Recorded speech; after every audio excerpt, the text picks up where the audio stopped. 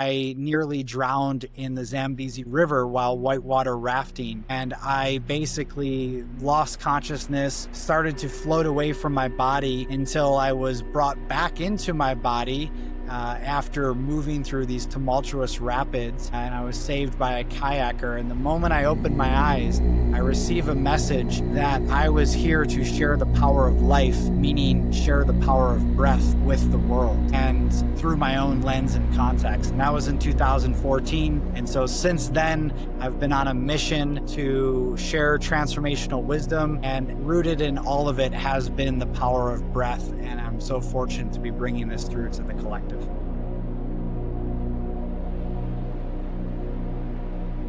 What's good, family? It's good to be back with you. I'm here with Christopher August, co-creator of Beats and Breath. I met Chris a couple of weeks ago at the High Vibe Festival out in California. Him and his partner, Johnny Buffalo, were just beaming backstage and very warm, open energy. And they were telling me about their app that provides transformative experiences via Sonic Breathwork. We just connected and we were realizing how aligned we were, and he is now going to be facilitating breathwork at the Glow Up, which I'm very excited about. Thank you so much, brother. And I just wanted to give you all a chance to get to know him and hear his story, and also hear about Sonic Breathwork.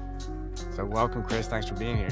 Thanks, brother. Appreciate you. Thanks for everything that you do, everything that you are, and all the beautiful offerings you bring to the world. Divine reflection, divine reflection. So I've been enjoying your app and your book, which you gave me at the event, and it's just super dialed in, super professional. I can tell how devoted you are to have done these things at this level. So I thank you for that. And I know in my own journey, breath work, out of all the things, yoga, meditation, chanting, they're all helpful, but breath work is the most profound in shifting your energy state. So I would love to hear about your journey into becoming who you are. And what I invite people to do is to start from when they were born, and in 3 minutes and 33 seconds, tell me how they got to where you're at now.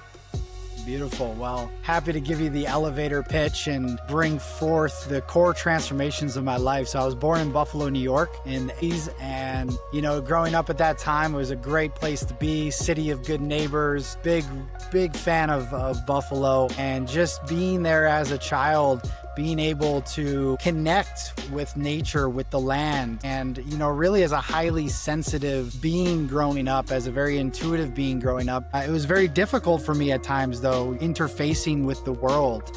And really being in a household that had a lot of emotional turmoil. And so being a product of a kid whose parents got divorced at a young age, and growing up, I had everything I needed, but there was just this underlying anxiety that followed me for, most of my life. I went from one stage to another, of course, going through school and all of that, and really following this blueprint of what I thought success to be. And so I went and, I got a master's degree. I started climbing the corporate ladder. I was partying on the weekends. I was a DJ. And so I was really on paper living the life from any vantage point of an average American. But something inside of me was just screaming out that this isn't it. Part of me felt empty. It felt lost. It felt unfulfilled. And so in my mid-20s, I decided, by the way of a wild synchronicity of a literal sign on a billboard, to leave everything behind and move halfway across the world to Tanzania, Africa, where I served and lived in a small village for 2 years of my life as a Peace Corps volunteer. And that experience, as you can imagine, being a kid from the suburbs of Buffalo, New York, to move and live in a village with no modern amenities, no electricity, no running water, living by the land, was deeply transformational. And so through that experience, I learned so much about myself and testing my limits, going and really pushing the edges of my own consciousness. And it was in the middle of that experience when I had another life-changing moment where I nearly drowned in the Zambezi River while whitewater rafting. And I basically lost consciousness, started to float away from my body until I was brought back into my body after moving through these tumultuous rapids, and I was saved by a kayaker. And the moment I opened my eyes, I I receive a message that I was here to share the power of life, meaning share the power of breath with the world and through my own lens and context. And that was in 2014. And so since then, I've been on a mission to share transformational wisdom, and rooted in all of it has been the power of breath. And I'm so fortunate to be bringing this through to the collective. Wow, that's an Did you amazing hit 333? story. Yeah, that was exactly 333. That's so powerful. And glad you made it from the Rapids adventure and that God was able to speak to you and just tell you what your Dharma was and that you followed. And when was that? When did that happen? That was in 2014. So that was 11 years ago now. Okay. Yeah. And now that it seems like it's a pretty well-established business, you have an app, you've written a book. What was your process between receiving that download and then bringing it to the place where it's at now?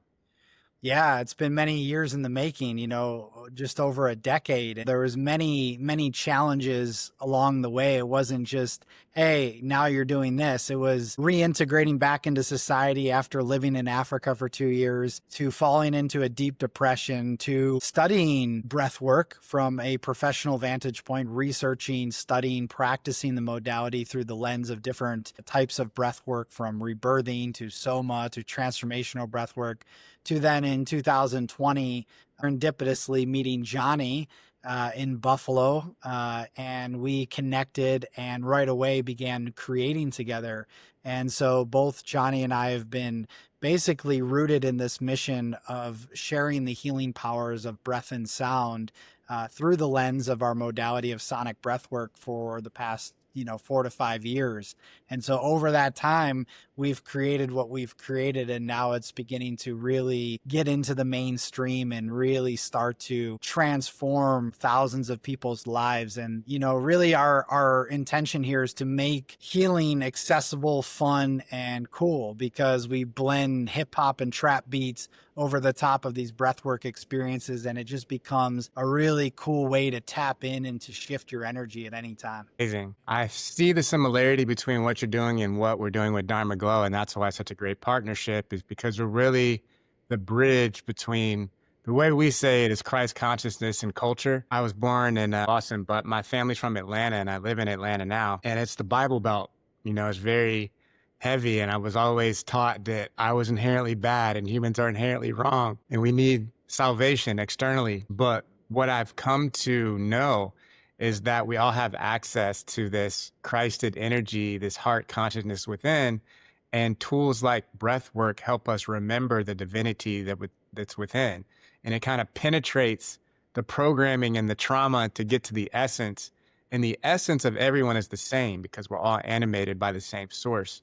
So even though we do a lot of deep work at these events and experiences, no one really refer to it that way. Like, everyone refers to it as a spiritual music festival. And I see that you're pairing with the beats, with the contemporary beats, with these ancient practices, brings those two worlds together. Because when people are beginning their healing journey, whether it's meditation or breath work, sometimes it can be challenging just to sit there and do the thing. Like, you need some lubrication, like you need, like a dog treat to like wrap it in a biscuit or something.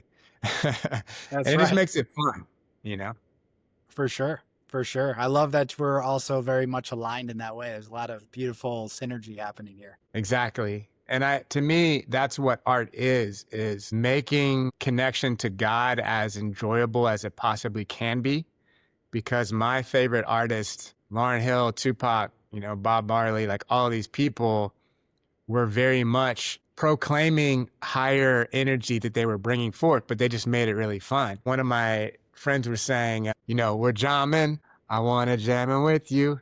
He was like, Jah is short for Jehovah, right? No. Because Rastafari is a specific religion, and they're like Black Israelites. So Jah is short for Jehovah. So even though it's Jamin, it's Jamin. Jamin. So it's really like a declaration of your alignment and obedience to a higher power. And that's such a beautiful way to bring that into a consciousness where people are actually making a mantra out of it without the traditional, like we're sitting in church, uncomfortable clothes, listening to something that may or may not resonate.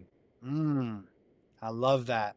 I love that, and very much resonate with the Rastafarian way as well. The way in which they speak and share and express from that place of deep reverence to that higher power. It's just always, even since I've been a kid, it's just like deep reverence and respect to that way. And I think it's so universal. Like, It is. who doesn't like reggae music? Like, you Yeah. put on reggae music and everyone feels that. And you can also feel the peaceful intention behind it. Yes. A lot of the hip hop of today's time feels very grating on the system. It's just like, it's like grimy, right? And Yep. people can get addicted to that. But when you listen to reggae, you're just like, okay, yeah, we're vibing, you know? That's right. And that's the power of music as a spiritual technology to influence you one way or the other.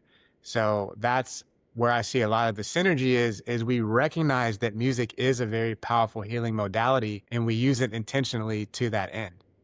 That's it, man. I mean, sound is the primordial force of creation. And when you can understand that and implement it in a conscious and intentional way for healing purposes, everything changes. That's why the intention behind we create a breathwork track, not only am I bringing through the guidance of whatever is coming through me at that time, but then the music and the way in which it's tuned to certain frequencies and how we're sharing that, right? Like that all recalibrates from a deep cellular level within our bodies because we are beings made from the same force of the universe. Ashe, you're speaking my language. So I imagine you facilitated large groups in these breathwork practices before. So the people that are coming to the Glow Up now that you are locked in to lead breathwork there, just give them an idea of what that experience is like and what type of transformation people have had on the other end. For sure. Yeah, we've done many large experiences, many intimate experiences, and everything in between. And every experience is different. Whereas the structure of it is the same, where we'll take people through 4 or 5 rounds of breath work, each round being 5 minutes. They're journeying with these tracks and this music and my guidance. Johnny's playing live over the top of the track with guitar, or he's beatboxing, or he's playing the flute. I always like to say it's breathwork rock concert. So you're laying down and you're breathing, but you're vibing too, and that's the beautiful thing about it and kind of how we bring it through in the style that we do. And so, 5-minute rounds in between each round, you're going into a breath retention phase, breathing in, holding that breath, and then letting that breath go and being in that still present state. And that's often where we can receive a lot of messages and guidance and downloads from our higher self, from our intuition, from our soul. So through this experience, people have many different breakthroughs, whether that's emotionally, mentally, physically, releasing trauma, releasing stored energy, imprints, and then, of course, even spiritually, metaphysically connecting with their true essence, with their higher purpose, with their ancestors. I mean, I've facilitated over 1,000 sessions over the years, and every session people bring through some powerful information and walk away in a very transformed state. So it's really beautiful to witness and to be a part of and to just be a channel for the divine and allow whatever to come through for people to heal, awaken, and prosper. Ashe, heal, awaken, and prosper. That's beautiful. Well, that's a beautiful intention. And I'm just so grateful that we synchronistically connected and aligned for you to now share your gifts with the Dharma Glow community. I know everyone's going to enjoy it. And it's an honor to build a new earth with you, brother. Yes, brother. I appreciate you. Thanks for putting together everything that you are with this event and all the other things you're producing and creating. It's all meaningful, and we can't do it alone. So it's nice to be able to sit together and co-create around the fire. Ashe, 100%. And Chris also has a book that dives deeper into his story and his practices. So we can put a link to get that, as well as an app where there are several recorded sonic meditation, sonic breathwork sessions. So we can put links to all that stuff. And I believe there's a free trial for the app, right? There is, yep. You can get a free 7-day trial. Check it out. We have over 100 breathwork journeys on there. There's a lot of content. We're dropping new content every other week. So yeah, there's a lot to choose from and dive into. Wonderful. Well, we'll put links to all that stuff, and we're excited to build with you, bro. Yeah, my man. Appreciate you.